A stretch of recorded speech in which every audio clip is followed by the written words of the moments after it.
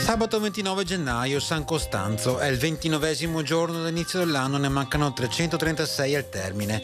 Il sole sorge alle 7.35 e tramonta alle 17.13. La luna sorge alle 5.27 e tramonta alle 13.44.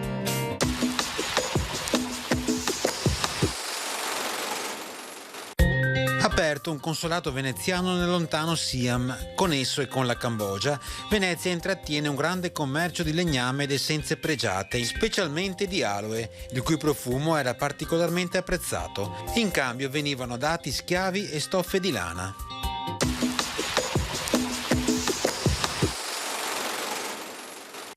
Le previsioni per domani: in prevalenza cielo sereno, salvo nuvolamenti sulle creste di confine.